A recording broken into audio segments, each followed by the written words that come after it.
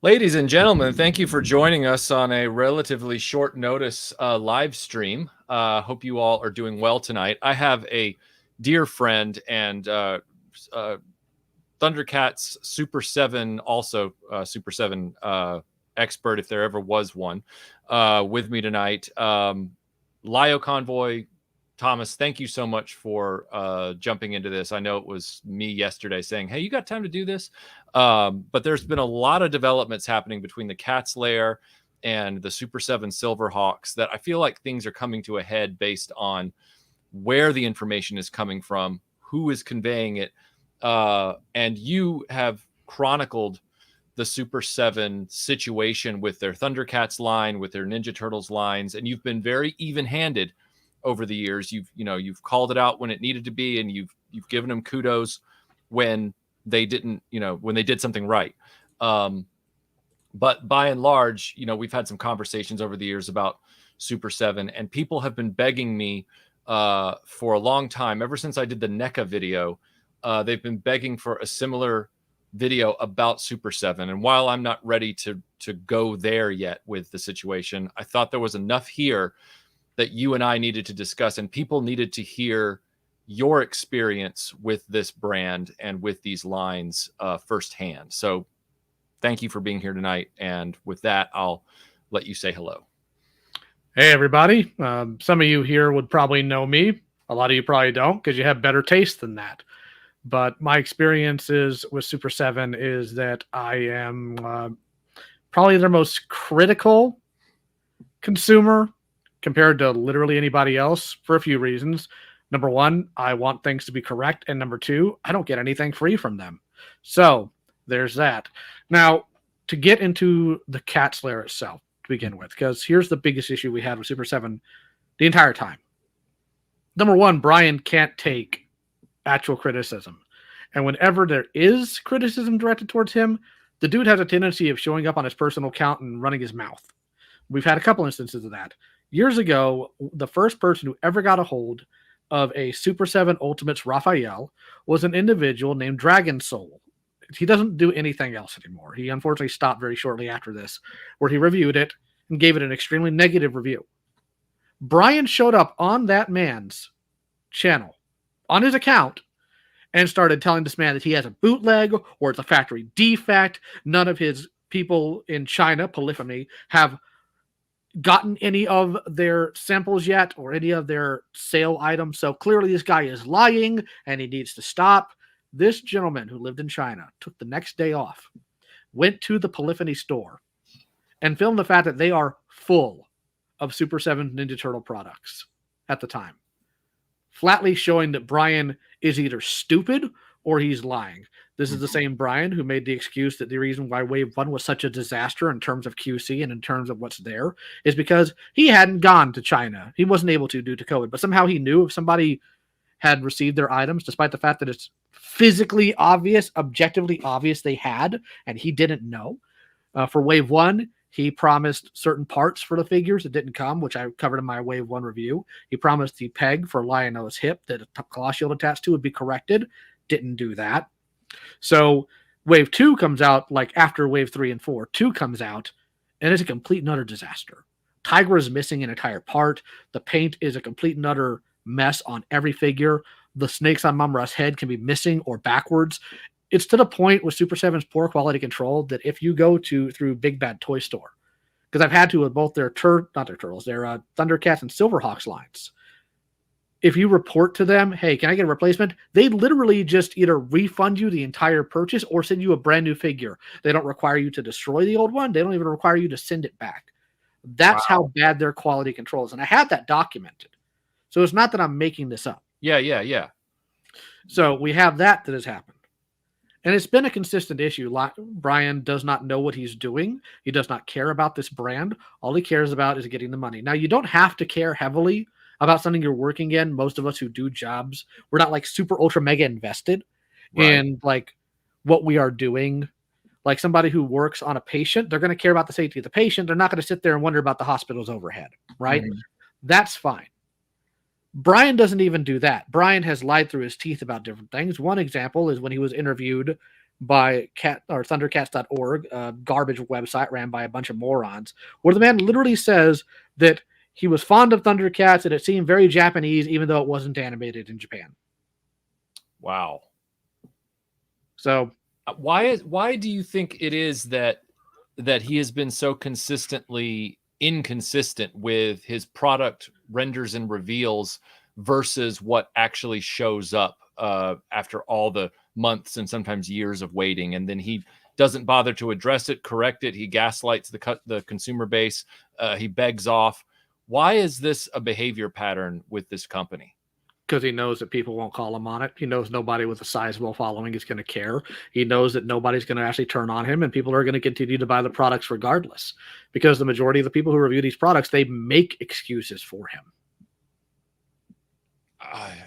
It drives me up a wall when I see behavior like that. It reminds me of when I did the video about NECA. Not that tonight is about NECA, but it's the same kind of situation where it seems like there is a fan base for logos, and then by extension, they become fans of whoever licensed those logos, and then those companies, in their eyes, can do no wrong because they just want more stuff to come out based on those logos. They don't really want to, concern themselves with is the quality good or bad? Did the company kind of screw me over? They almost like let that go out the door as long as they're just getting something in a box with that logo on it. One moment. Real Cool Vintage Toys, I saw your thing before it was deleted. I want to address that. If you're coming in here to complain about us complaining, remove yourself from the census. Try actually operating by the values you want other people to operate by. Or you could just stop being a coward and just admit, I don't like it when people are critical of things I like. Why can't any of you people just be honest with yourselves for once in your miserable, worthless lives? Please, just once. Now, granted, I'm glad to be here simply because, maybe even griping about toys, at least I don't have to deal with some weird psychosexual perverts like I have to half the time. So this is at least some sort of thing from that. So while I'm dealing with deranged individuals, Real Cool Vintage Toys, you can sit and spin. Yeah, sorry, go ahead. You die tomorrow, you put a bullet through your skull, none of these companies are going to care about you. Shut your hole. They're not going to care. That's what drives me crazy. It's funny this guy pops up in the chat while we're addressing that issue. I can't figure out why this behavior pattern has been allowed to go on this long with Super7.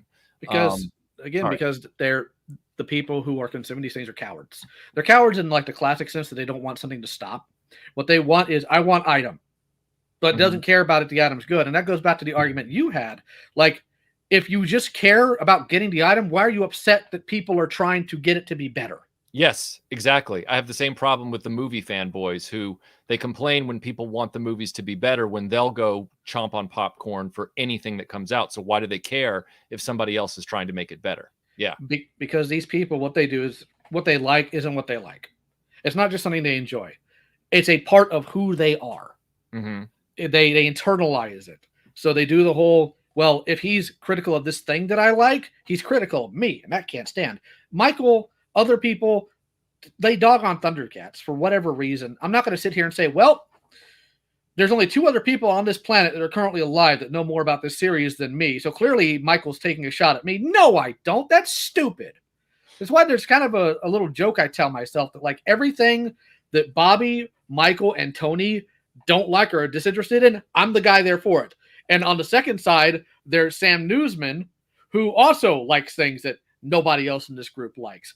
That's fine, because our group isn't consistent of people who just like all the same things. It's because we have the same values in terms of what we're willing to do and talk about. You have to be critical of companies if you want them to continue and want them to put out quality things. You don't get better things by mindlessly buying garbage. You don't. Flatly. There is no question about that. There's no argument to be made. That's just how reality works, and you have to suck it up and be an adult about it. Yeah. Yeah.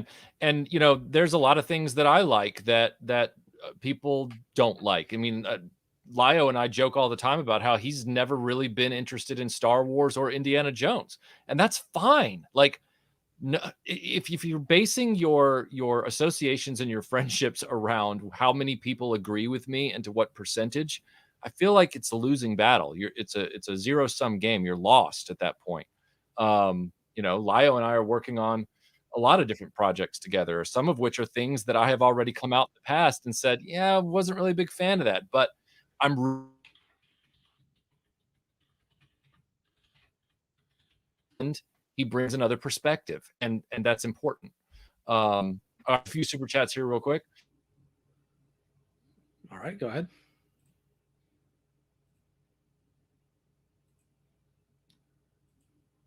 The super chat. Oh, there we go. There was a delay.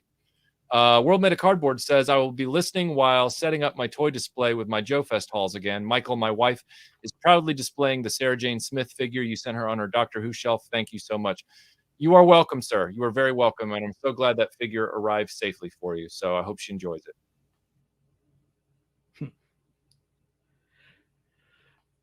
Coming up, I'm just gonna have to read them because it seems like there's a delay on StreamYard's end. There it is. It's always a good time whenever Michael and Lio get together. Garen, thank you, sir. And then Analog Toys says, my money is much better spent on this super chat than on purchasing a Silverhawk that isn't silver. We're going to do that, Tony, here in a minute, and it's gotten weird. I'll put it that way. And then finally, before we move on with the rest of the chat, we have two more. Hooray for LioConvoy from Analog Toys. Thank you, sir. And Venkman says, Lio doesn't like Star Wars. Me, a lifelong Star Wars fan, does not get upsetty spaghetti about it. I just shrug and go about my business. Yeah, exactly. But I do like Ghostbusters. And see, aside from Laser Pants, we all have common ground with Ghostbusters. Unfortunately, Laser Pants has never watched Ghostbusters, so we got to get him to do that at some point. Okay, so Lio, walk us through what happened with, I know you kind of mentioned it right up front, but I want to set the stage for this Cats Lair a little bit. Walk us through what happened with Wave 2 of Thundercats Ultimates with Super7 and the Thunder Tank, without giving away stuff from your upcoming review, but just kind of the bird's eye view of what happened with those two items.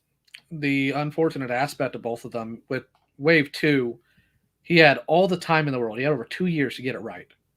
And he still failed. Still failed. And no, Dragon Knight, that's not what you heard. Go back and pay attention. I was talking about the general consensus of people who have that mentality. So, you'll be okay. He failed to do that. He failed accuracy. He failed quality control. He failed to have an actual part on Tigra that he was supposed to have, that the prototype showed, that his render showed, and instead of correcting it in any way, shape, or form, he just said, well, you'll eat it anyways. And he was right. They did. Quality control issues out the wazoo for literally every figure in there. Now, with the Thunder Tank has a ton of issues as well. Engineering issues, accuracy issues, aesthetic issues. It's got a big size, which is okay. That's fine. But you can't even stand a character on the gun platform because the pegs that hold the feet in are too close to the platform. You have to, like, JoJo Bizarre Adventure pose the character to get it to stand and hold the turret. Which, by the way, you can't really remove very well. Right. The lines on the thing are not accurate. It does not rear up the way it's supposed to. Instead of having the entire thing rear up like the original animation or the vintage toy, and the reason it does that is supposed to be like a cat rearing up, they instead just have the arms be able to move and the top jaw of the tank moving, which only happened once in the entire series. So while there's like a point for it, it doesn't give the view it needs to, and then it obscures what the driver is capable of seeing. And the guns underneath the paws, you can't articulate, so they can only point towards the wheels. Right. And instead of looking at this and saying, you know what, I'm gonna make this thing a complete boss for this price, like $500, right? This thing should be a beast. No, we're just gonna give it glow in the dark windshield. Glow in the dark? Yeah, that's weird. You could have given this thing actual headlights. And by the way, it's not accurate to the animation either, or the vintage toy, which, how do you screw that up, just in general? Right. And I think if I recall correctly, let me see how many of this thing was made. Just give me a moment. I need to check my messages because I actually took a picture and had somebody send it to me. Okay. I just trying to remember where it was sent.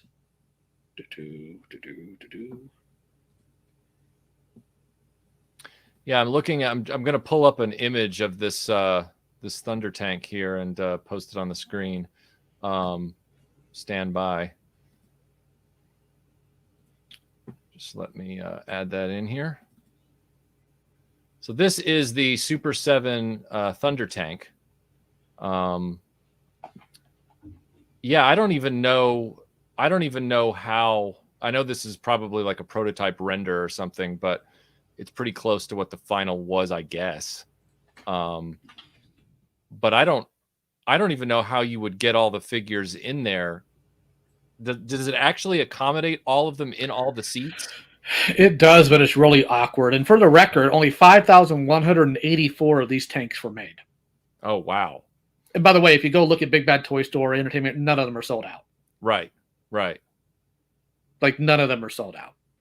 So, yeah, this was not the success he thinks it would be. Mm-hmm. There were several ways you could have engineered this to not have the flaws it does, but it still does.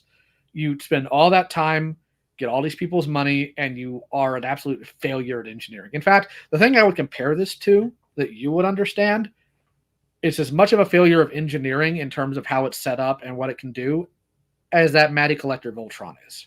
Oh, really? Yeah, I mean, if it just sits there on a shelf, you might think it's good until you start messing with it. And then you're like, whoa, this is...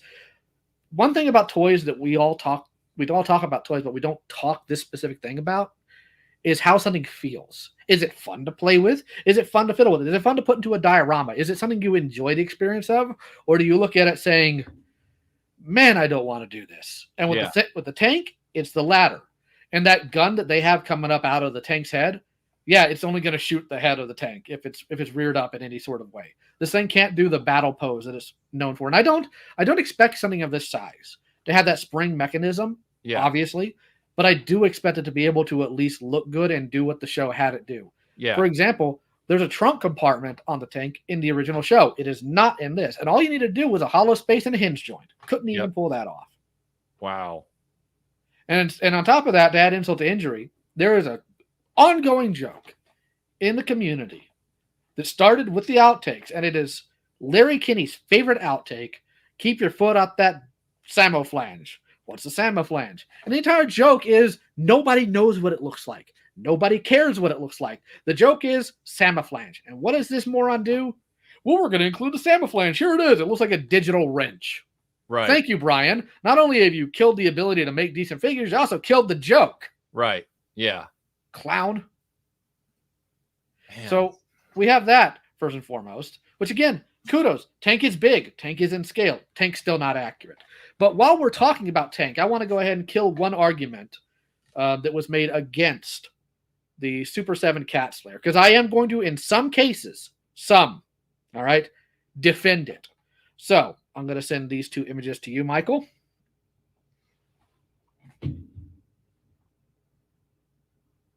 The plastic feels like it's not fun to touch. I'll just leave it like that. So if you'll go ahead and pull up the image I sent you of the Super 7 Cats Lair. Hello? Okay, if you can Hello? hear me. Oh, sorry. Did you lose me, or did you lose? Did I lose you, or did you lose me? I have no idea, but I sent you two images, and I want you to go ahead and put the first one up of the Super 7 Cats Lair. Okay, hold on. Let me grab them. Sorry, for some reason, even though I'm hard lined in, StreamYard tonight is saying that it's having connectivity problems. Yeah, that is weird. I have the same issue sometimes, and I'm hard lined in too. Yeah, it's like I don't understand how StreamYard decides that it's got problems. Anyway, all right, I'm uploading these right now. Stand by. Okay, so I'm adding in the... All right, so we got the tank, and I'm also adding in the image of the lair you sent. All right, which one would you like to bring up first? Go ahead and bring up the Cat's Lair image that I just sent you. All right. All right, so here's where I'm going to give Super 7 some genuine praise. I could be mistaken, but with the exception of one thing, that's a USS flag. I think this is the biggest play set that's ever been made. And I could be wrong. I'm not a toy historian. Okay? Right. But this is a massive play set. Sure. Not going to deny that. It is big.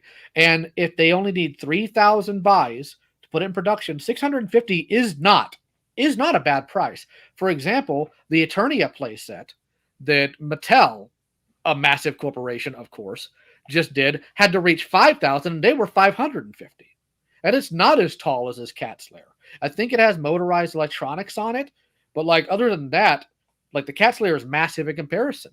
Like, so for Super 7 to have it at this price, at that size, genuine kudos. Like unapologetic, actual round of applause. That is impressive.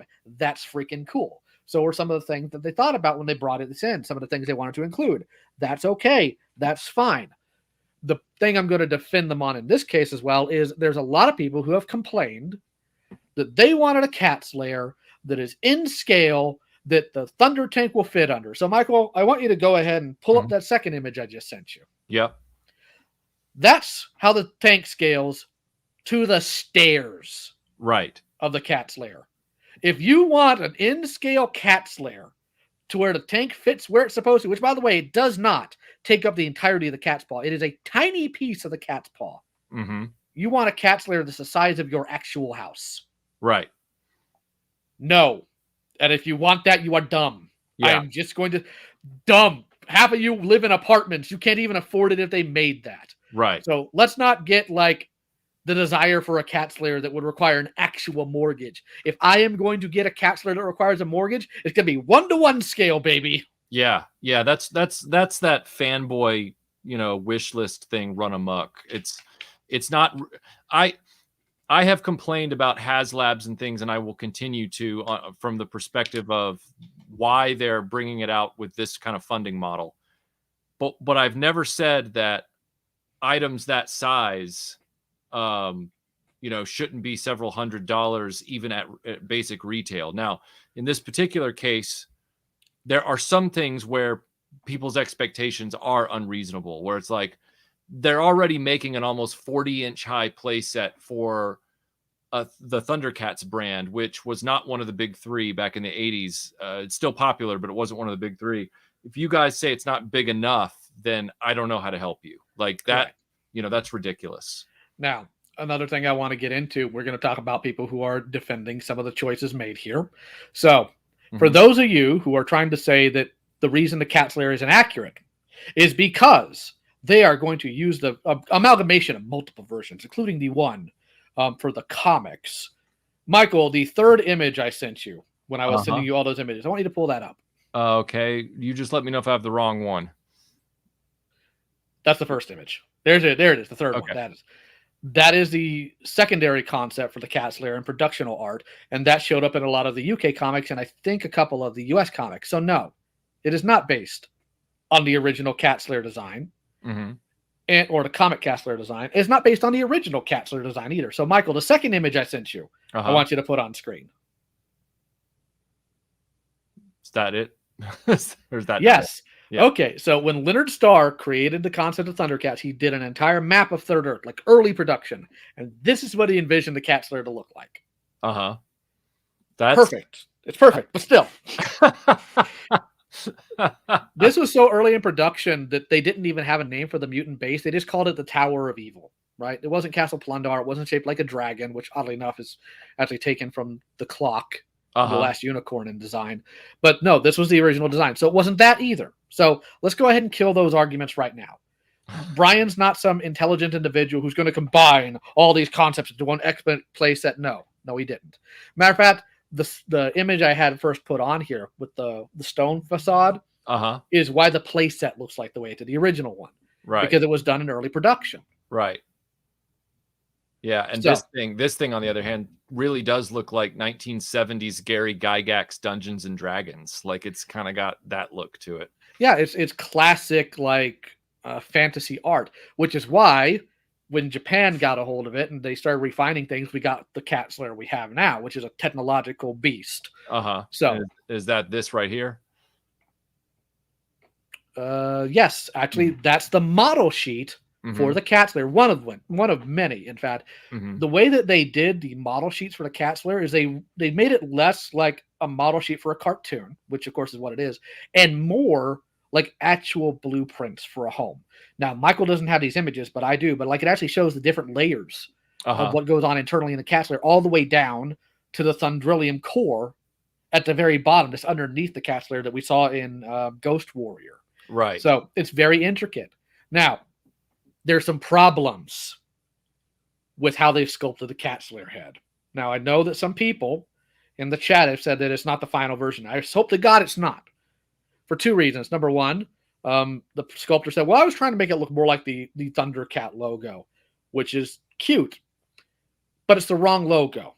Which you're thinking, well, that's weird. Why would you say that? Especially because the original model sheet, if you'll go back to it, showed like a small version, a small cutout that looks like the Thundercat logo on the bottom right-hand corner. Right. Yeah, for basic shape. However, and if you pull up the first image of amalgamations I sent you, these screen caps are all taken from different episodes, and that final one, of course, from the model sheet, it is based on the logo, but it's based on the letterhead logo, which is at the very bottom there. It's in the classic Thundercats letterhead that everybody loves and everybody saw on their vintage toys.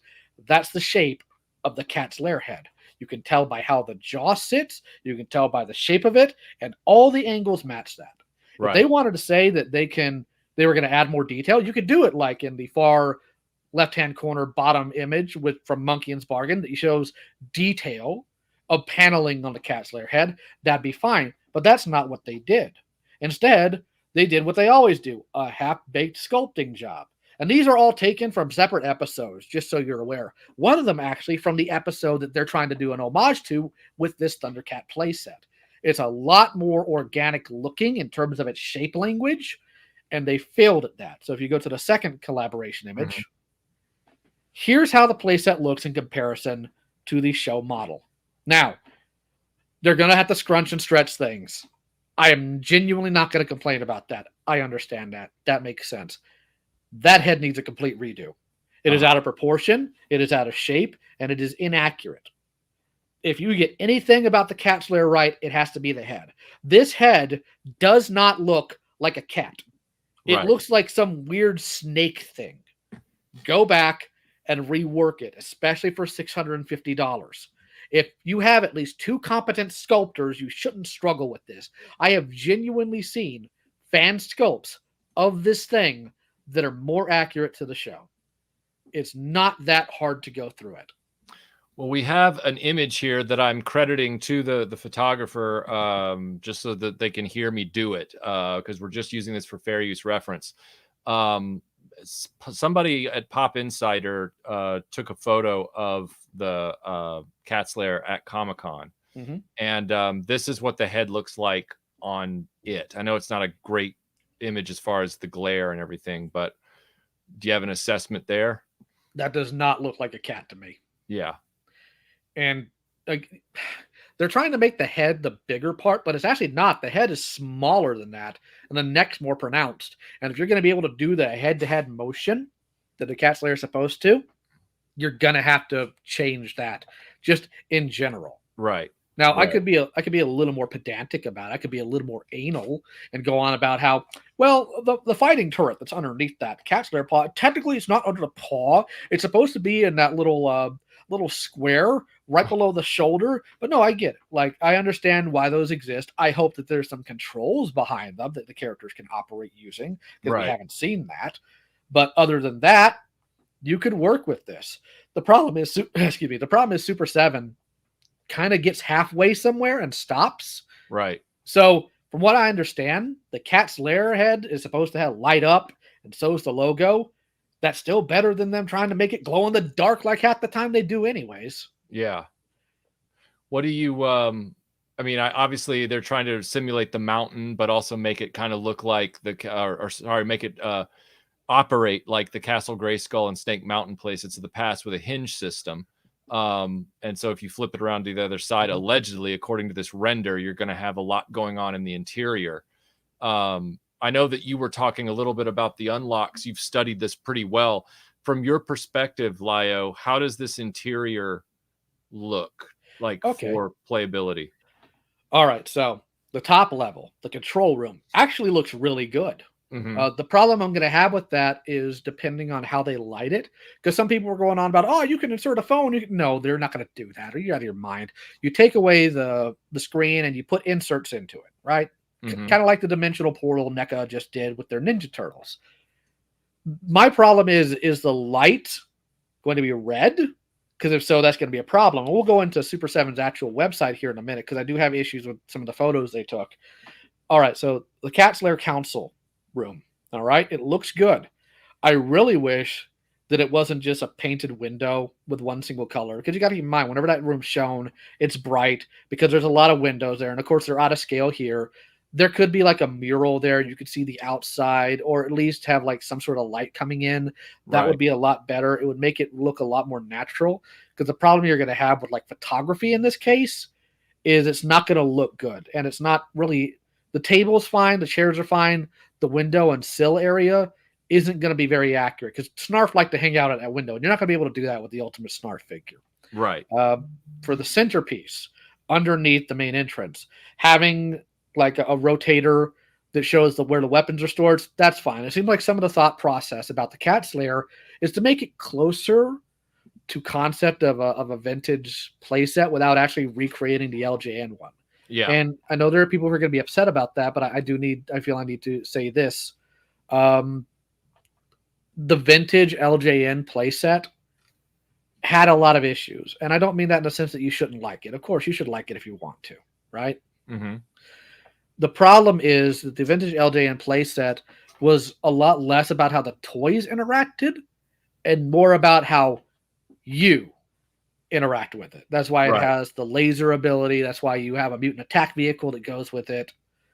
That's how it goes. And to Lolo Pap, if you're upset that I concern myself with accuracy, find a bridge.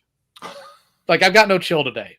Like, I genuinely have no chill today, because I'm tired of you mush-mouth morons getting offended that I'm critical of something. Here, I'll go ahead and just retort your nonsense back to you. If you're critical of it, just don't comment on it. But you're going to, because none of you clowns live by your own standards. God, I hate you people. Well, yeah, that's the whole thing. They don't want you to criticize things by criticizing you. It's like the first step is recognizing you have the problem. So think about that next time, everybody. Now, keep going. Some of the interiors, I question, of course, the decisions made on that. You could have had like a bedroom set, or even like you could have dioramas that you could pull out, disassemble, whatever. There's options there, but it seems like a lot of this was just throwing it at the wall to see if it would stick. So let's go ahead now that I've addressed all that. Now, somebody in the chat says it seems like it'd be closer to 300. The reason why I'm less critical of the price of this that you would usually see is because it is massive and it's a short run. Like, to produce this, they need 3,000 buyers. So that's going to be my main point there, because Super7 they're not Hasbro, they're not Mattel. I can understand them wanting to crowdfund this, because if I'm recalling correctly, I think they did the same thing with Snake Mountain. Yeah, Snake Mountain. Was it 650 though? I think Snake Mountain was less, wasn't it? I can actually look up real quick. Give me a second.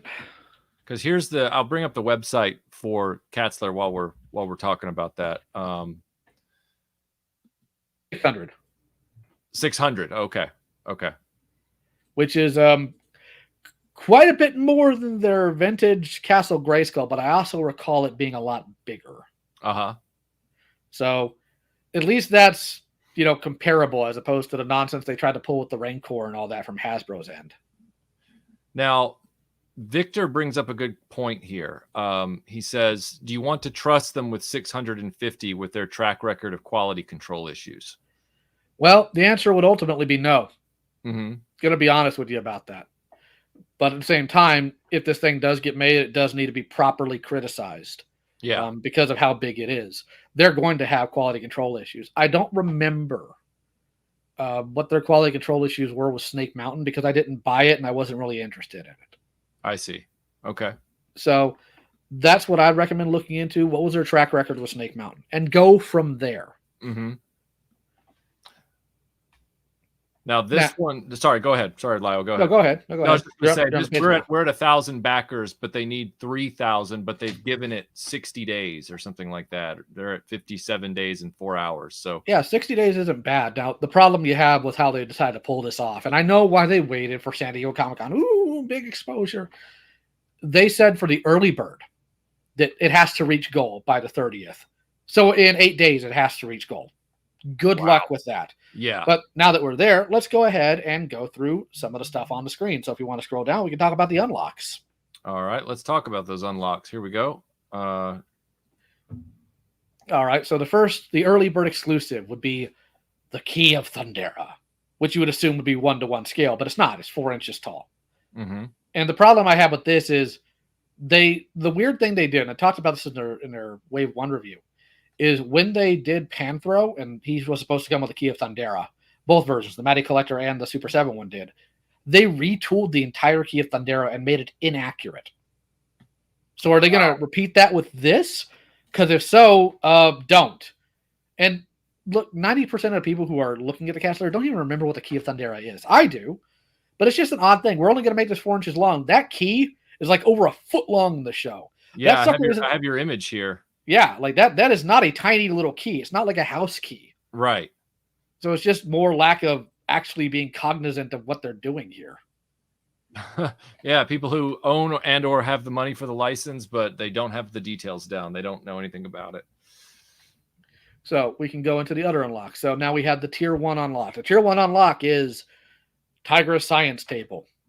Cool. Okay. Could have been not that. And a Resting Claw Shield and Sword of Omens, which will make, let's see here, 1, 2, 3, 4, 5th. No, actually, 6th. The 6th Claw Shield we've gotten, the 5th Sword of Omens we've gotten. If you're collecting the Super 7 line, you already have these. Right. Why are they here? Yeah, I was thinking that myself when you showed this on the 3POA Facebook group. I was like, yeah, why are they doing more Claw Shields and Thundera swords or daggers? Why are they doing that? Like, well, there's some they could do. Mm-hmm. Like, one thing I would give them in terms of some choices they made is other toys, other figures, like their Red Lino. We're going to get into him very quickly in a minute here. Mm-hmm. Like, he comes with a claw shield that has the launching grapple out of the claw. Cool. Interchangeable. The problem is the paint's not consistent throughout all these different versions. Or with their Pumra, it comes with a claw shield that makes a fist. So what's going to be different about this one? Mm-hmm. Nothing. And don't worry, Bushman. I see you. Don't worry. We're going to get to that, buddy. Bushman's my buddy. Bushman's my pal. Like, him and I are like in lockstep about all of this nonsense. He's been waiting for this stream. But, okay, so that's the problem with the Tier 1 unlock. Let's take a look at the Tier 2 unlock. This one makes no sense to me. You're going to have to walk me through this one, Lio. It's going to be worse. It's going to be worse than what you're thinking. So, the first Super 7 Lino that was put out was a literal copy of the Matty Collector one. Uh-huh. Well, at some point, they lost the ability to use that sculpt. So they had to remake the Lino buck from the ground up. And the first time we saw it was the red Lino. There's like the evil mirror version. Now, what did they do? Did they decide to look at the model sheet, the criticisms, and make an animation accurate Lino? No, they just copied the Matty Collector one, like 1-to-1 again, like they always do. And they've reissued him multiple times at this point. We have the version 1, which was a Matty Collector re-release. We have a version 2, which is a Matty Collector re-release with a more accurate logo on the sword. You had the red Lino mirror version. You have the frozen and ice version. And now you're going to have this clear one. None of them are accurate, mind you. Even though if he just took the Bengali buck and moved it to other characters, it would be. But we can't do that. Why not? Because Brian doesn't want to. That takes effort. And the thing is that means that these bucks right here, which are so old in design, they're not going to give you the articulation that you could get for a figure that's that expensive. Brian doesn't like articulation. He has said multiple times the reason why the articulation on these is the way it is because he likes it that way. It doesn't break the sculpt, you see. We're okay. Well, I'm glad that we're setting the audience up for these kinds of statements because when we get to the Silverhawks section, these are all going to come back around to bite Brian. Keep going. Well, the clear thing is, okay, so we talked about how many swords, how many claw shields. There are versions of the Sword of Omens we actually haven't gotten. We haven't gotten the resting sword where the eye is brown with the yellow slit. We haven't gotten the full scale sword with the same type of eye. We haven't gotten any of those. And part of the problem with the articulation here is Lionel can't do any of like his iconic poses, Right. because he only has single joints in his elbows. So yeah, instead of, you know, keeping up to date or even challenging some, what's the word you guys use? Boutique places, they just go for bare bones and hope you're dumb enough to buy it. Gosh. I mean, Now, is that as far down as his arms can go to his waist? no, thankfully it's not, but it's not, okay. it's not much better. It's not much right. different. The articulation is just literally god awful. And yeah, it's probably going to break because it's clear plastic. But what he's done here, he thinks is clever. And I promise you, he thinks it's clever. This is a reference to the episode, The Astral Prison, when Lionel comes to save the day, and he's clear when he shows up. So that's obviously a Deep Cup reference. Please give me your money. Oh, I just watched that episode. That's what this is? Yeah, it's actually a good episode. Although I mean, I'm not. It's not about. I don't. No qualifying the episode as far as I'm concerned. What I'm saying is you're right. That is a total deep cut. That's like beyond a B-side. That's almost like an unreleased track. Like that's that doesn't seem very satisfying as a Cats Lair unlock. Like that, you would think he would be mining the rest of the series for all the stuff that Panthro, Tigra, and everybody, you know, built and put together in the Cats Lair. Like that, you know, he'd be filling it out with more of its equipment to make it more appealing. And yet he's giving us a ghost Lion-O from a few seconds of one episode. They could give us the ballista, and they chose not to, which is just a shame because that's a really cool looking weapon. Yeah. Yeah. I remember that one. Yeah. Yeah. I remember that episode. Yeah. Like they could have given us things that were seen in Return to Thundera, the Ghost Warrior, a Monkey's Bargain, like a whole slew of different things they could, but they didn't because they don't really know it. Now, the problem I have with some of the photography that you're seeing as we scroll down here, if you go to the detailed images, if you scroll down a bit.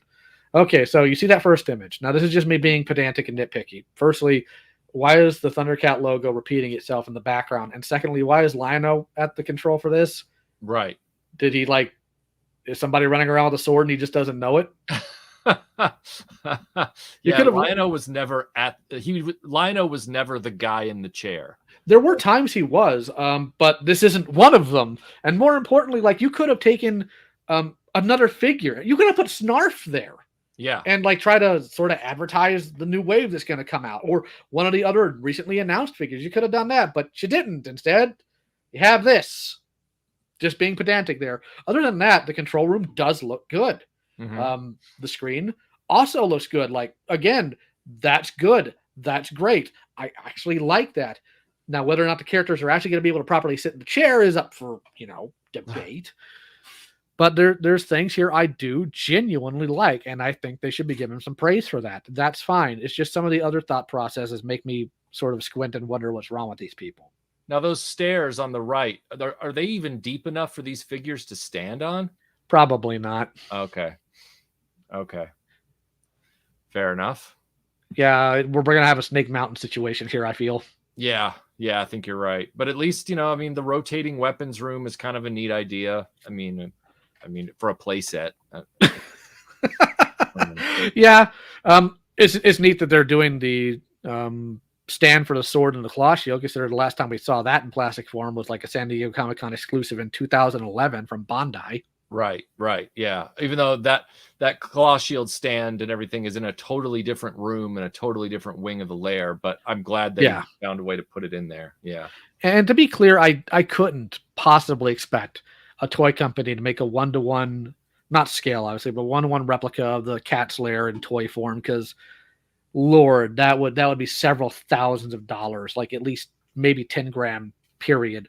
Because again, Cats Lair wasn't built like random set pieces that you'd see in most cartoons. Right. It was built like an actual building. It has actual wings, actual rooms to it.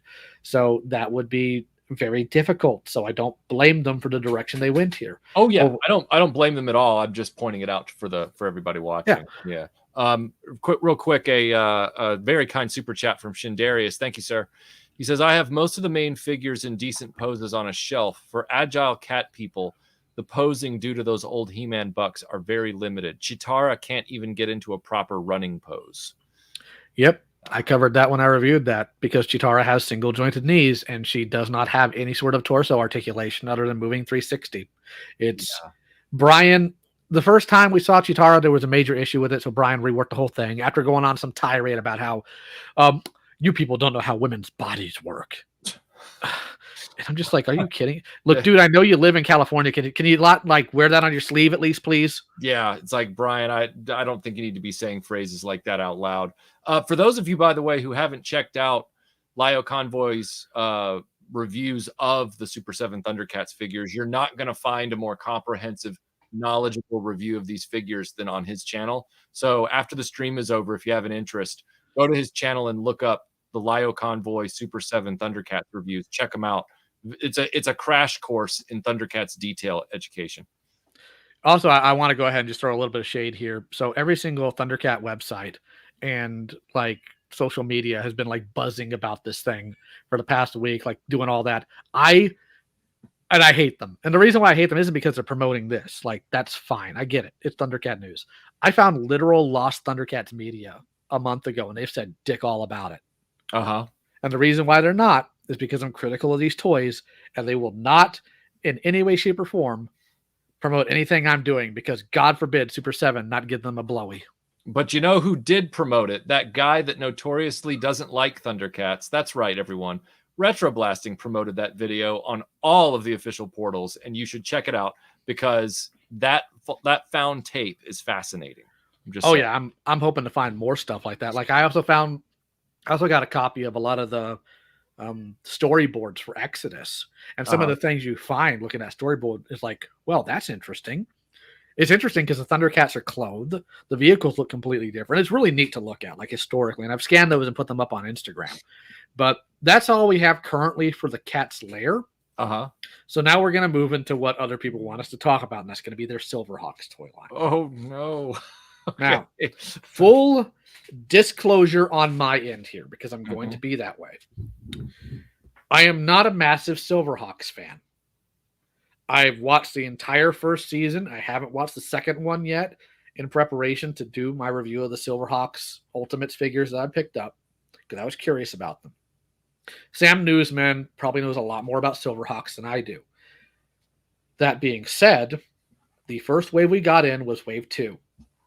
It has massive quality control issues. You're supposed to be able to swap out the shoulder joint for like a shoulder joint you could put an effect part in for firing a beam. Right. And it just snaps. It just snaps. So their quality control on that's garbage. The first wave that came later, the quality control is decent on them. I'm not going to lie. As far as like for what Super 7 does, it's not bad. Except for the fact that the paint chips like crazy. And for some reason, the undercoat is darker than the overcoat. Really? So if it chips, there's no way you're not going to see it. The bluegrass I had from that initial wave I bought, like the dude looks like he's literally falling apart. It looks like he's almost bleeding because of how dark that stuff is. So what we're saying is the first wave has quality control problems structurally, and both waves have paint chipping issues due to the way that the paint was layered on. Yeah, and hold on. I got Gidget at the door, and the chat's noticing. Let me let this little gremlin in. Okay. Come on, Gidget. Come on. Yeah, you come to inspect things because I won't let you in. All right. So, the main concern people had about Silverhawks when it was announced, is it going to look like the original toy line? And usually I'm a stickler for animation of a property because that's what people are going to want the characters for.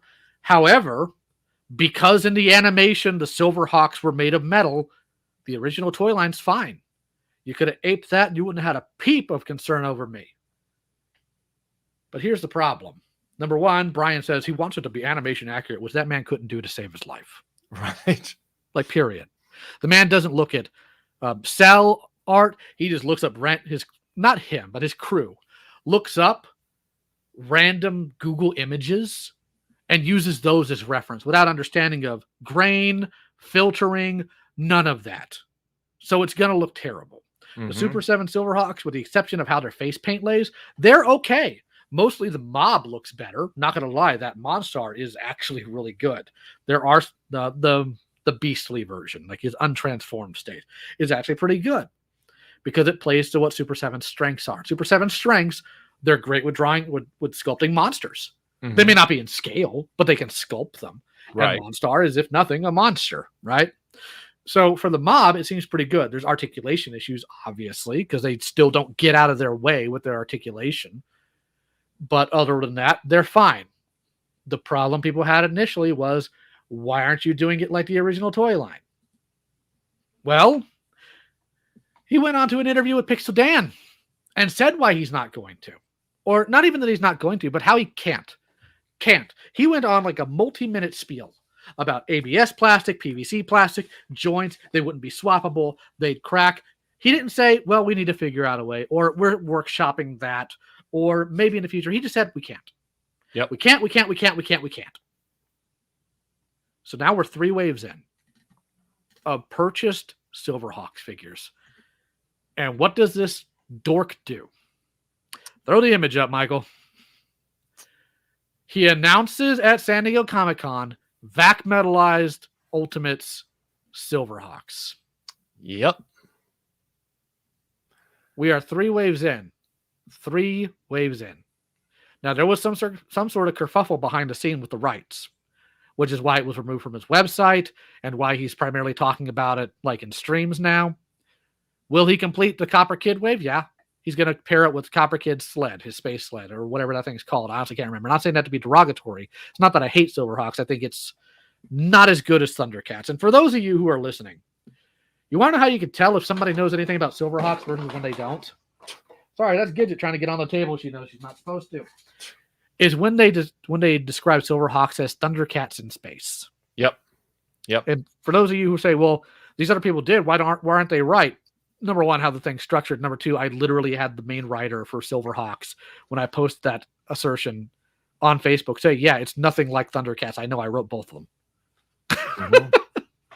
So if you ever hear any content creator saying that, just throw their opinion out the window. They don't know how to read like anything fiction.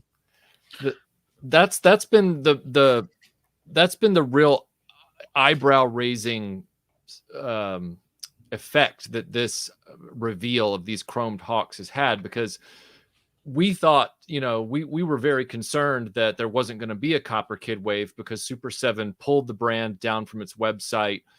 They kept the pre-orders up, obviously, for the first 3 waves, and then they went dark. And Lio, as you know, I was like, you know what?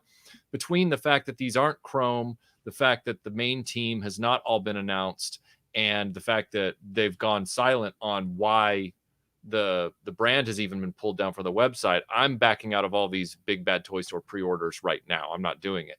And a bunch of people started getting in their Silverhawks, which weren't silver. We even have a tweet here from Shartimus Prime talking about how he had a great chat with Brian Flynn, was thrilled to see the almost finished Silverhawks. This was right before they launched. And as you can see, they were not chrome at that point. They were this weird paint job that Lio just described with these sort of like 2-tone wash on them. Well, all of those people who were, I did a video explaining why I had canceled my pre-order so that everybody else could, give it a think. Some people came at me, of course, because they were like, why do you want this to fail? I'm like, I just don't feel comfortable with this situation. And sure enough, look at that. Now all these people who were kept on the FOMO hook for these PrimerHawks, as I'm calling them, it was a phrase coined at the time these were announced, PrimerHawks. They're now going to have to take a long, hard look at getting these again. And I don't know if that wasn't deliberate on Flynn's part, because even Dan Larson of Toy Galaxy, who is normally very quiet and diplomatic, and he plays the politics of the toy game on social media with these companies, even he tweeted Pixel Dan's photographs, which Pixel Dan, of course, did not make a judgment. But Dan Larson comes out and says, oof, thoughts and prayers to everyone who already bought the cartoon versions, because they were told this was absolutely not possible. Now, I don't recall what Toy Galaxy's diplomatic relationship is with Super7. I know that Brian Flynn has friends like at the Fwoosh and Pixel Dan and everything like that. So I can't qualify exactly if this is Dan Larson, putting Brian on notice or if they're even friends at all. But it's definitely statements and behavior that we normally don't see from the top dog toy channels. And I'm just wondering how this is going to go over, especially when we're getting questions in the chat about, well, will Copper Kid come out in the original color scheme he intended so that they can have a match set there? Or is Copper Kid just going to be chrome from here on out? Do we know? I guess there's no way to find out. Well, I can guarantee you he's going to do the cartoon accurate one so he can turn around and sell the chrome one. Because here's the truth of the matter.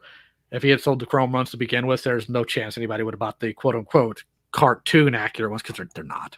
Right. They're not cartoon accurate. That man's lying through his teeth. Yeah, that's what I'm wondering about here is, did he just set up a ruse by which it forces people's hand to buy these over again? More than likely. This is sorry, Lio. Please, I know I hijacked the discussion. Please. Oh no, it's no problem. Yeah, because that's a valid question to ask, and because of the other snake behavior that I've seen with Brian, his inability to deal with proper things. Mm-hmm. He's refused to properly address the shortcomings of Wave 2, the shortcomings of Wave 1, the production issues with literally every line, and now here's the thing that's like almost shocking, right? Mm-hmm. Concerning Super7 and some of the licenses it has. I am in one way or another like the Power Rangers fandom, and these people eat anything. Right. Mighty Morphin. Like, you give them a sock puppet that looks vaguely like the Dragon Zord, they'll buy it. Super7 could not sell enough of the white Tiger Zord ultimate figure to get it in production. What world do we live in where Thundercat toys are meeting a number that Power Ranger toys aren't? Yeah. There's something going on here that ain't right. That's kind of weird. Not just in rights, but he's also screwed up majorly in like the Japanese wrestling toy line. And apparently he's ghosting some people about their action figures concerning some wrestling things, which I don't have a lot of knowledge about because I know dick all about wrestling other than the fact that Macho Man Randy Savage and Hulk Hogan existed. But they did that Andre the Giant toy, which, considering Andre's gone, is very insulting. And I'll just leave it at that. Right. It really blows me away how he would go so far as to say Chrome Silverhawks will never be possible. Like that right there is a kind of that's what points us in the direction of, was this all were you deliberately rooking the customers in like a long game? Well, the thing is, like, if he had said, we've looked at logistically, it could be troublesome, we're going to workshop it, or we're looking into it, or maybe in the future when we figure out how to make it adhere. No, this dude went on a tirade about how PVC plastic won't adhere to it properly.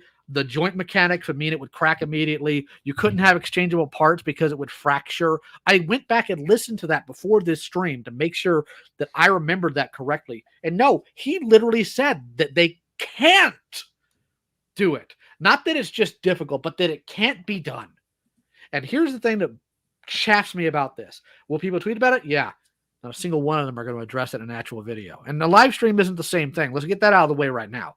Like, a live stream on any channel, including mine, doesn't do the numbers that an actual video would. Right. None of them are going to actually call this out. Because for all the pomp and circumstance that these people have about whether it be capitalism or whatever, they don't actually address any of these companies because it makes things people like I not want get in heat. And for Dan Larson specifically, that dude like backed Masters of the Universe Revelation. So it's not like he's incapable of getting in heat for things. So It's just frustrating to me. Yeah, that's kind of why I'm shocked to see this kind of crossing of the picket line for this one tweet. Even though you are absolutely correct. A tweet is less than a live stream, which is less than a dedicated video. And, it's one of the reasons I think why people for a long time have been asking me, can you take what you did with NECA and do it with Super7? Because this is getting ridiculous. And this Silverhawks thing has really, that's put Brian Flynn in my crosshairs. Like really has. Like I'm like, you are now a person of interest to the, to the agency. Like we are now looking into this. Well, the sad thing is, like, comparatively, NECA and Super7, from what I understand, are about the same in terms of the size of their business. Oh, real quick to Alexander, it's an ultimate figure, so 7 inches tall, was as tall as that White Tiger Zord was going to be. But the thing about this that's very odd in terms of like the size of their companies is NECA had to change how they did their figures because of the massive success of their turtle line. So the figures aren't as brittle as some of the older NECA stuff. They're actually pretty durable now. You can actually articulate them and fiddle with them and put them in stuff, because turtle people, you don't cross the turtle people. Right. They will shank you when you're asleep if you cross those turtle people. Right. Trust me, I've seen how they be. So they've had to up their game and their distribution and offer online sales for a lot of these figures. The NECA is destroying Super7 in this. I'm sorry, but they are. So the argument of which is better, NECA or Super7, well, only one of them actually knows what they're doing at this point. Like, I'm not the biggest fan of the original Ninja Turtles cartoon, especially after season 4. But these guys who do that line, they have a level of dedication that is so absurd that I've bought entirely to that line to support that type of work. These people make actual deep cuts. They look at cell color references. They make sure everybody's in the right scale. They know what they're doing, and nobody else seems to. Would you think it's fair to say, Lio, that the NECA turnabout, with their quality, thanks to the turtle people, as well as the efforts of channels like, yours, mine, others who have been openly critical because we're not afraid of these companies and everything like that. Do you think that all of that collectively is proof positive that criticism can actually turn things around, because NECA is trying to do better? Unquestionably. Unquestionably. Yeah. Because here with Super7, it seems like Brian needs a kind of wake up call. He's not going to get it, because that's why when Brian gets criticized by somebody, he shows up. Because when I criticized his Thunder Tank, the art, everything to it, I did it on the Super7 page on Instagram, and he showed up on his private account, his personal account, running his mouth at me, ignoring everything I had to say, every question that was thrown at him, and instead trying to attack my character. He's not going to listen, because the man's got the ego the size of a small planet. He's like that I think his name's Gusteau from Ratatouille. He gets criticized once and he dies. Right. And unfortunately, the people that he's connected to aren't going to give him proper criticism. You're not going to see this from toy collectors he sends free product to promote. Like, this is not who he is. He seems to be stuck up his own butt. He's not going to be pulled out until he loses every license he has, because people are tired of this. What is ultimate about these characters? What is ultimate about a toy that, articulation-wise, is a decade behind anything you can go buy at Walmart right now? Yeah, that was what I said when I did my review of those Ninja Turtles Ultimates. I was like, look, they look okay, but at $55, now $59.99 a figure, this articulation is unacceptable. Like, he's literally charging double what the top of the line 6-inch articulation scale figures charge at this point. Like, not including Storm collectibles and things like that, but like, Valaverse and even some of the GI Joe classifieds and some of the stuff from Hasbro and everything like that. Some of the stuff from Hasbro, not Star Wars or Indiana Jones, but some of the other stuff. He's charging double what better articulated figures in the same scale are delivering on. And on top of that, like I said in my review, he's really bad at human faces. He's not able to sculpt and detail human faces properly either. So the sculpting is lacking. So I'm not sure where he feels he is owed that amount of money per figure. Well, no. And the only reason why he does it that way is so it matches everything else. I can guarantee you he's getting a higher return than you're probably thinking of for these specific figures. Because if you look at companies that do animation accurate characters, Like they're also lower in cost, higher in articulation, higher in parts. Like that SH Figuarts Goku I sent you, which you know literally nothing of that series. Absolutely accurate to the animation, has absurd amounts of articulation, a ridiculous amount of face plates and hands for expressions, for posing. Is the number of Goku figures produced going to be higher than the amount of Lionos? Unquestionably. Mm-hmm.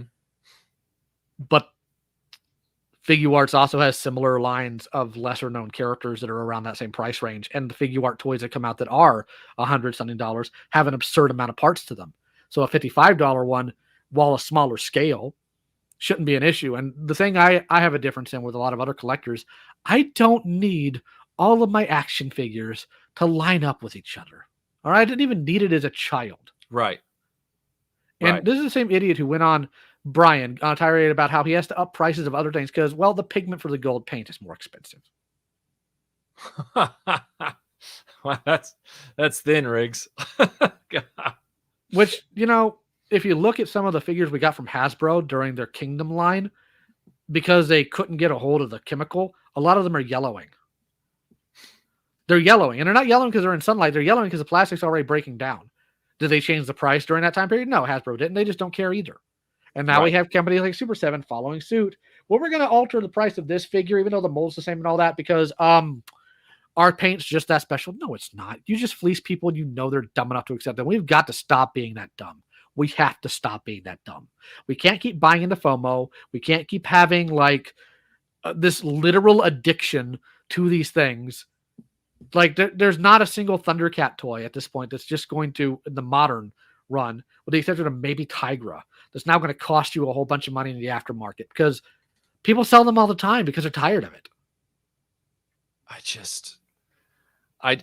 just can't seem to rationalize, and I know there's no way to rationalize it. I cannot rationalize how so many people are still running up to the feeder bar to get a food pellet from Super7, given the prices they're asked to pay versus the out of date and low effort action figures they're being handed, especially after he's now caught in a bold-faced lie where he says, or bald-faced lie, some people, you know, whatever you want to, I don't want the grammatical people to come after me. Bald-faced lie where he says, you know, chrome Silverhawks aren't possible, and, you know, that Thunder Tank box mysteriously shrank right before the thing shipped.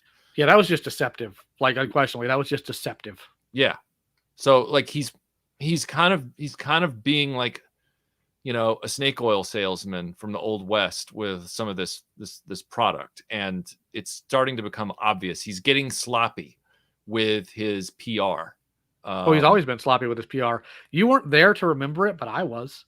I was there when when the Thundercats license at Mattel ran out, and they went to Brian. The fandom went to Brian saying, "Hey, can you pick this up, man? Continue it, because you're already handling the Motu Ultimates." And when he got the initial rejection, he does this entire video that does nothing but insult and ridicule Thundercat fans.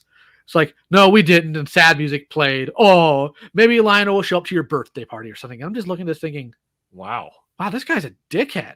Yeah. He could have just been honest. He could have actually been like a businessman. Like if Bobby had been dealing with that. Bobby, you know, maybe in private, Bobby may have made some jokes.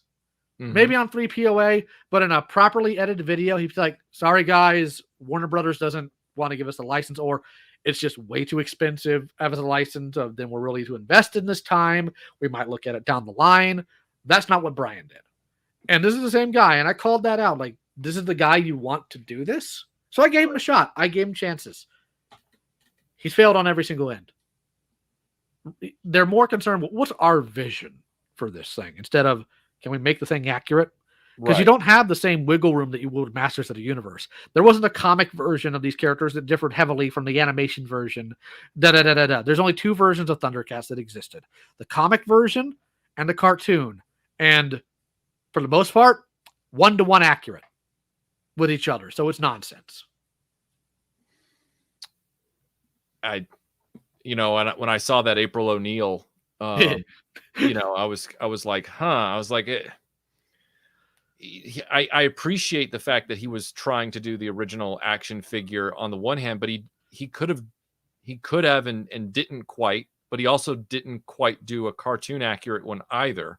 Oh, April is actually a perfect example of NECA versus Super 7. So you saw NECA's original toon accurate April, right? Yep, with the really large head. Yep. Really large head. People bought it, but they had really heavy criticisms, obviously.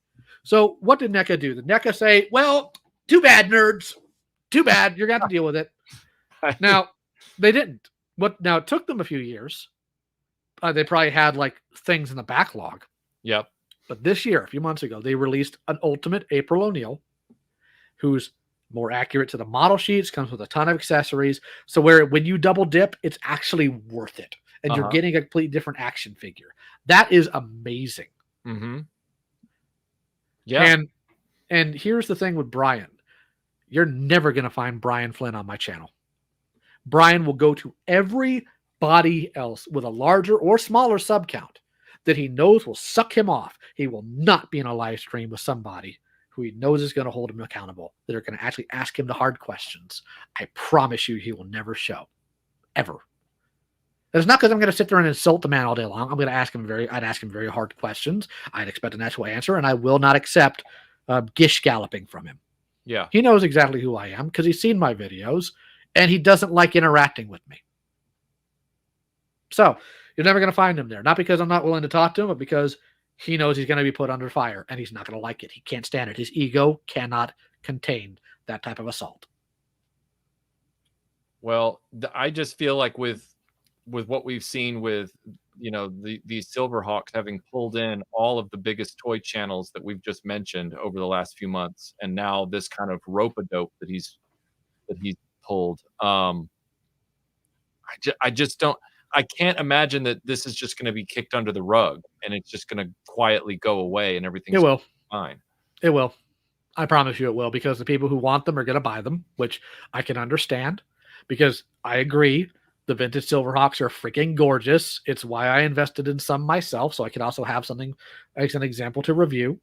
Right. And they look pretty. That's the entire reason why people like the toys themselves, outside of the fact that the characters were things they enjoyed. People are going to buy them.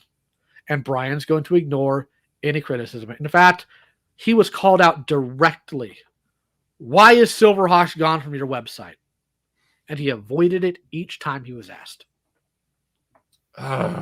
That's who he is. He's going to avoid it. He's not going to answer directly. He's not going to answer properly. He's just going to be a pusillanimous coward.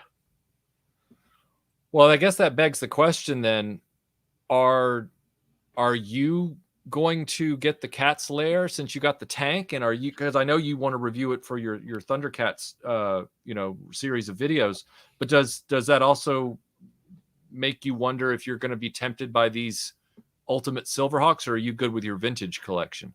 The vintage collection's nice. Sometimes, believe it or not, I buy something out of curiosity. Yeah, I do too. I actually buy a lot of stuff out of curiosity, not because I'm like heavily invested in this thing. I'm like, I wonder how the articulation on that works. How did they engineer this? Sometimes it's just, this is curious. For the Cats Lair, the reason, and I've stated it before in other videos, the reason why I still buy Super 7's Thundercats, because I think I'm the only guy who's going to review them and actually be honest about them. Right. And I know about the series. The only other person who could would be Bushman, but he's not a toy reviewer.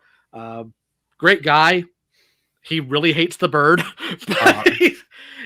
I don't think it would be properly reviewed. That's why I still invest in those, and that's why I buy them. That's why I'm going to do that with Silverhawks. So yeah, I'm going to, at the end of the campaign, if I see it's going to reach goal, then I would with the Cats Lair, because I know I'm going to review it and I know I'm going to be honest about it. And these other people aren't.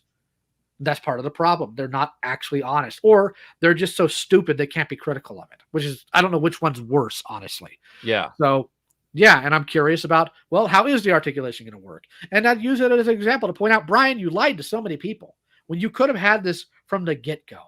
Yeah. You could have had this from the get-go. Because I had the initial wave pre-ordered because he said, there's no way we can do this. And then I got a bad feeling about the whole thing. And I was like, nope, I'm out, because I doubt we're going to get a Copper Kid at this rate. And then it was like, well, we are going to get a Copper Kid, Michael. And it's like, but at literally the same second I learned that, was I also learned about the Chrome Hawks. And I was like, oh, so it's still good that I didn't get the first run. Like, I didn't get stuck with those. Megatron, leader of the Decepticons, thank you for the kind super chat. He says the best Transformers shows are G1 Beast Wars animated and Prime. Also, Masters of the Universe Revelations is bad. Toy Guru is now a public liar since Motu Origins is still at retail. Love the 87 TMNT, and NECA just bought Shredder. Well, I'm glad your collection's going well, sir, and thank you for the very kind super chat. It's I feel like I've dodged a bullet, but at the same time, I do wonder. I'm like, well, my dream as a kid was to always have the Hawks with their masks on. Mm-hmm. And there are masked heads on those chromed Hawks. And I'm like, but it's still going to be like $60 a figure. And I'm just like, we don't actually know the price for these. Oh, great. Like, pull up the image again. Let's see if that actually is listed. I could be wrong. I shall pull it up forthwith. Stand by. Here we go. Nope, I'm not seeing a price there. It says pending licensor approval. Wonder which one that is. Yeah. Yeah. Like that alone tells you the Brian clearly doesn't own Silverhawks, though. Right, which he also claimed at one point that he did. Well, I'm actually going to cut Brian a little bit of slack there. These companies, we all like magically think that what we grew up with stayed the same as we become adults. No, like specific rights and licenses get sold all the freaking time. So no, it doesn't surprise me. Well, I'll be interested to see what these prices are, because if you recall, I didn't even pre-order the villains at all. I just wanted the core team of Hawks. That's all I wanted. And I was settling for the PrimerHawks. I was like, oh, but fine. At least they have masked heads. These, on the other hand, I'm like, I don't want to support Super7 because of the way Brian Flynn acts. But at the same time, it's like, would this be worth exploring? Would these be worth getting? And I'm like, but they won't have great articulation. They won't, they probably won't even, you know what I'm saying? So I don't know I don't know which way to juke. Well, real quick, want you to be aware. You can't tilt the heads up. Oh. It's just a ball joint. It's not even a ball joint on a hinge. Are you kidding me? Nope. Oh. And real quick to Billy, constructive criticism is important, but calling other collectors shills and so on, LOL, nothing constructive about. I mean, if you're a pussy, it's not constructive. You would think perhaps maybe we're pointing out other people who aren't going to be honest about things by using derogatory terms to describe them. It's almost like, hey, don't mess with that dickhead down the road. He's a dickhead. I guess that's not constructive either. Interesting. We haven't used the word shill this whole stream. You brought that up, Billy. Here, I'll use it. People who shill for companies and are lacking any critical thought, avoid them. There's your word. That's fine. I'm not allergic to that word, but what I'm saying is I love it when these guys bring up words that aren't even spoken when they start the argument. Like that's because they're telling on themselves. That's what it is. They're telling on themselves. I mean, this guy's apparently making problems in the chat anyway, but yeah, let him. He's another one of these guys. Oh, you're so negative, dude. The reason NECA's gotten better is because enough people were negative. All right. You got better toys out of NECA because we had the balls to be negative.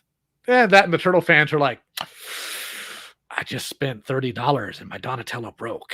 Yeah. You better get unbroke if you don't want a knife between the ribs. I told you, man, you don't mess with the turtle people. They're crazy. And I don't blame them. Just Jeff, thank you so much for the kind super chat. He says, appreciate this. Thanks for everything. Much love. Hope you're doing well, Jeff. And let me know how you're getting on with the rebuild of your Lego wing. Wait, hold on, Robert. Why did you think that? I'm not saying this to be derogatory, but this is a good concept of the concept of licensing. Robert probably thought that Chrysler was owned by LJN because, if I'm not mistaken, didn't they produce a toy line for that? Because I know it was a Marvel comic. So, Crystar was Remco. Oh, Remco. Okay, so probably just mixing things up. By the way, I think it's funny. Remco's last toys were the SWAT cat toys, and they were god awful.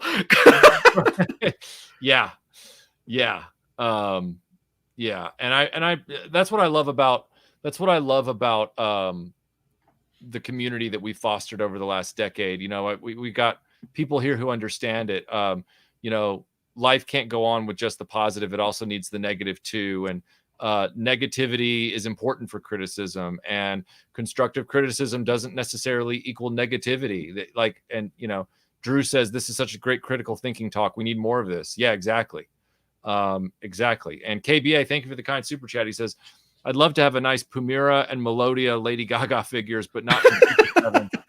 Thanks for the chat. And they cannot sculpt a woman to save their lives. Yeah, you're not wrong. I mean, boy, that April O'Neil was rough. Like, maybe Bobby will pick them up. I will promise you, Alexander, he will not. I have begged that man. He's like, I will not have Super7 sloppy seconds. I don't blame him either.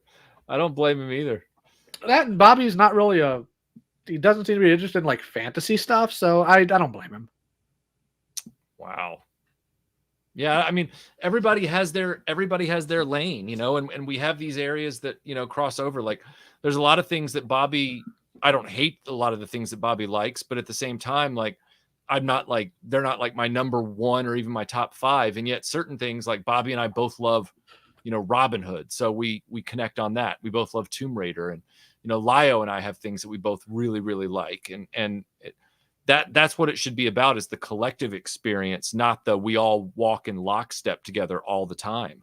And I don't know what could be more positive than that. So that being said, Lio, we're headed towards the 90-minute mark here, and I always like to keep it short and sweet for my guests. Is there anything else that you'd like to add on the front of Thundercats in general, Super7 in general, Silverhawks, and then after that, I want you to talk a little bit about your channel and what you're working on and what you've got coming up. But first, anything else you'd like to say on this front about the Thundercats world as far as action figures and Super7 and all that stuff? I'm gonna say that I hope some other company finally like gets this thing one way or another, because I'm tired of this. I am tired because my friend Dusan, like Dusan's like a marvel of a lot of stuff. That man took his time. He high definitioned the model sheets for Thundercats and manually went to old auctions and sourced the cell color codes for every character he could find and created cell accurate model sheets that I linked in a video I did that I knew Brian would see, free of charge. They refused to use them. Wow. Boostman, we should talk about that whenever I'm done with the streams. I think you're just getting up. But somebody in the chat said that the Biollante and Godzilla figures are terrible too, in which case I will keep Super7 in my prayers, because Kaiju fans, if you think the Turtle fans are terrifying, them Kaiju fans will come to you with bottles and chains and knives too. So good luck to them. Good luck to Super7 if they pissed off the Godzilla fans, because Godzilla fans have a choice. Do we buy a $100 SH Monster Arts heavily articulated, highly detailed figure, or $85 for a blob? I wonder which one they're going to pick. Yeah. So Thundercats, again, I hope they get something else, but I doubt it. I'm at the point in life to where, while I will collect figures for Thundercats, I'm more interested in what other things I can find. Animation cells, scripts. My grail is the Thundercats story Bible, which some people have, but nobody's scanned it in yet. It's also why when I find something Thundercats related like that, I scan it and I share it immediately. Yeah. Because these things have to be preserved, because it's also animation history. And it's just frustrating being a fan of this stuff. Now, as far as my channel goes, I still have some reviews for Thundercats I need to do that's been put off because I keep having to deal with literal scumbags. So every time I upload, Boostman's like, oh, is it No, it's some other idiot Lio has to yell at, which oddly enough, more people seem to like. And it's, it's draining. That's why I get so annoyed with audiences sometimes, because they always say, I don't like all the negativity. And it's like, the views seem to say otherwise. The views seem to say that you guys are liars that actually like all the drama. So why don't we just stop whining about, quote unquote drama, and just get back to handling things as they need to be handled, like adults, positive or negative. Impossible Pie, just to answer your question, you are on a stream with my guest, who has also recommended that I pick up that Mirage turtle set. Yes. It's expensive, and right now I'm tapped out on my monthly budget. So hopefully I can get it soon. It'll be a little bit of time. but I've heard it's great, and it's right up my alley for my Ninja Turtle preferences. And speaking of which, if you decide to go into like their cartoon accurate line, because here's the thing NECA does that I really like, is they will re-release figures, and the Turtles specifically, they do it in a way to where the original collectors aren't screwed because they bought in early, but you get something new. So we had the 2-packs that had the Turtles and a villain. Right. And then we had the 4-pack of Turtles that were style guide accurate, which is what happens for... I'm not getting into that. And then we had the Turtles in Disguise 4-pack, which had everything from the original 2-pack plus their disguises. Now we're getting a secondary disguise pack where it's like their street clothes, the leather jackets and all that. It looks really cool. Different face sculpts and everything. And we're getting what they're calling their ultimate one, which is their Turtles with all the accessories from other sets, it looks like. So at no point is anybody screwed because they bought it earlier. So it's just really cool. And the people who are buying the modern ones, the newer ones, get something new to it. So it's not a matter of these collectors being screwed because they bought something early and didn't wait. There's something for everybody. It's a really smart way they're doing this, and I'm genuinely in love with it. Well, then I would implore you for a little bit of your advice and recommendation offline after the stream or in the coming weeks at your convenience. I would love to have a cartoon set of the Turtles. And if NECA's the best bet, then that's what I would go with. The question I would have is, for an expert like yourself, is which ones of all those releases look the closest to the original animated miniseries? That's my question, because the animation style did change a little bit as the show went on. You would want to go with either the In Disguise 4-pack or the new Ultimates coming out. Okay.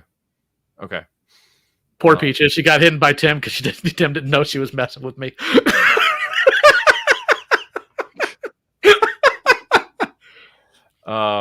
This comment right here is kind of amusing me. I wasn't aware that you can find yourself on a YouTube channel and not know what video it is.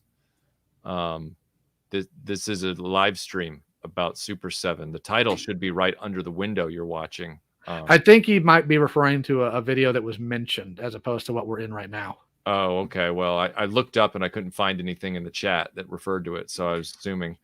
Yeah. All right. Well. Peaches, if you're still here, let's see. I'll put it up there so that you know that the host of the channel was not the person that blocked you.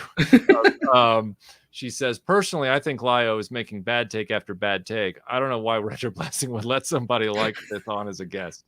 I agree. It's like I tell my wife she has terrible taste in men. Oh, hashtag justice for Peaches. Oh, that's funny. It's good to see you here, Peaches, by the way. So thanks for being here tonight. Well, with that, Lio, tell me what you got going on your Timothy Ward. Sorry, Peaches, my trigger finger. Well, just the stuff I said earlier. I'd like to start getting back to the episode by episodes. You and I, of course, need to talk about Thundercats as a whole. And well, I guess we'll find out. There's a lot of stuff that I have on the back burner that I kind of need to get out. I still haven't even talked about most 2 Revelations because that's been on the back burner too. Oh, okay, nice. And yes, you're right. Cade was asking about the video with cell sheets regarding Thundercats. So that wasn't in a video, but if you look at my community tab and scroll down far enough, you'll see where I link them. Good deal. Yes, Speed One. If I can pull the money together for that, responsibly with the Mirage Turtles, and if I like what I get, then I will explore a set of cartoon Turtles as well based on Lio's recommendation, because I do have the original issue 1 NECA Mirage Turtles, and I like them a lot, but they were from way back in the day before their quality went downhill. So. Yeah, and I'm the one who bullied Michael about the new set. I immediately sent him an image of them in like that classic Konami cover pose. I'm like, hey, Michael, look what they can do. Look what they can do. You need to buy them. You're like, I hate you. I did the same. It's the same reason why he has that big Voltron toy. I'm at fault for that too. I know you are. You're like a black tar heroin pusher. It's really bad. Really bad. But no, I really don't. Like I said, when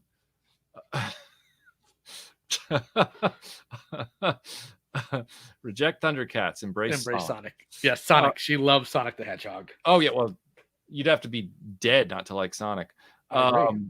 And that's no shade on Peaches. That's just she has good taste. Excited to see what you think, good or bad. I don't have a problem with checking out a toy that I know, based on good authority, is not a ripoff for a buyer's money. Like if it's delivering on good quality control and it comes with enough value, even NECA, if Lio is saying that it's worth giving them a second chance, I will give them a second chance, and I will do a video saying I'm giving them a second chance. So all right, well, I think that's all we really need to cover tonight because it's getting pretty late. Yep. Well, everybody, we have hit the 90-minute mark exactly. So Lio, thank you so much for being here tonight. And everybody, I will see you on the next video. I'm working on some big stuff here that I'm hoping to put out on the channel soon. And I'm also working on a new live stream that I'll announce soon with Matt Movie 611. It'll be a movie discussion night. But you guys have yourselves a great night, and we will see you on the next video. Have a good night, everyone. Bye.